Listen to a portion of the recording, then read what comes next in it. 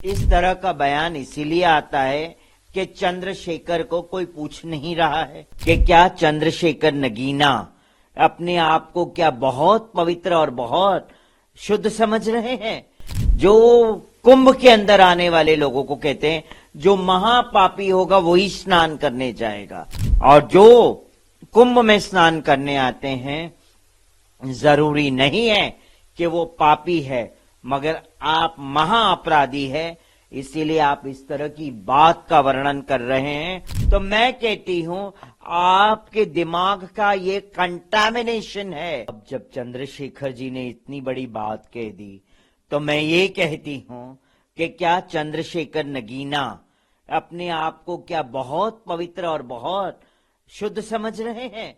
जो कुंभ के अंदर आने वाले लोगों को कहते हैं जो महापापी होगा वही स्नान करने जाएगा। तो मैं कहती हूं कि आप कितने बड़े शुद्ध हैं, ये अपने आप को बताएं पहले कि आप अपने आप को शुद्धता का प्रमाण दे रहे हैं। तो मैं कहती हूं आपके दिमाग का ये कंटामिनेशन है, आप नेगेटिव सोच वाले व्यक्ति है, इसलिए इस तरह की आप बात कर रहे हैं। तो फॉर योर काइंड इंफॉर्मेशन मैं चंद्रशेखर को कह दूं आपके एएनआई के माध्यम से कि जिस तरह से उन्होंने ये बात कही है वो गलत है, मैं उसको गलत मानती हूं। और जो कुंभ में स्नान करने आते हैं जरूरी नहीं है कि वो पापी है, मगर आप महाअपराधी है, इसीलिए आप इस तरह की बात का वर्णन कर रहे हैं। आपको सबसे पहले कुंभ में आके स्नान आपको करना चाहिए, क्योंकि आप महाअपराधी है। जिस तरह के कुंभ को लेके आपने बात कही है, जिस तरह से कुंभ में आने वाले जितने भी श्रद्धालु है उनको आपने टारगेट किया है और गलत शब्द कहा है।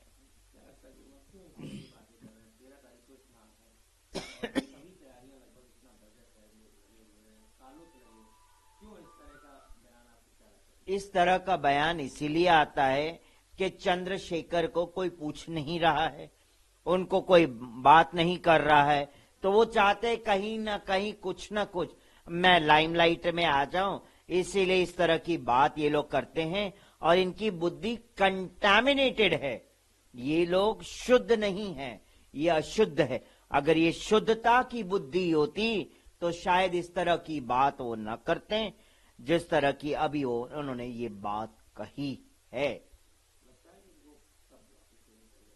उनको पूर्णतः अपने शब्दों को वापस लेना चाहिए और इसी प्रयागराज की भूमि पे आके चरणों में गिर के क्षमा याचना करनी चाहिए मां गंगा से, और प्रयागराज की जो रज है उस पे माथा टेक के क्षमा मांगना चाहिए, क्योंकि उन्होंने बहुत बड़ा ये अपराध कर दिया है।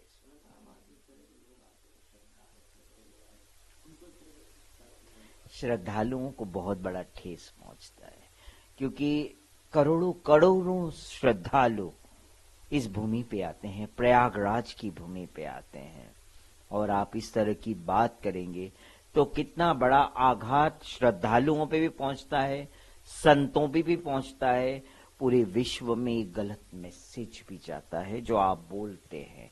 तो मैं कहती हूं अगर आप अपने आप को प्रतिष्ठित व्यक्ति समझते हैं तो पहले अपनी जीवा पे लगाम दें, सोचे, तोले मोले और फिर उसकी बात करें।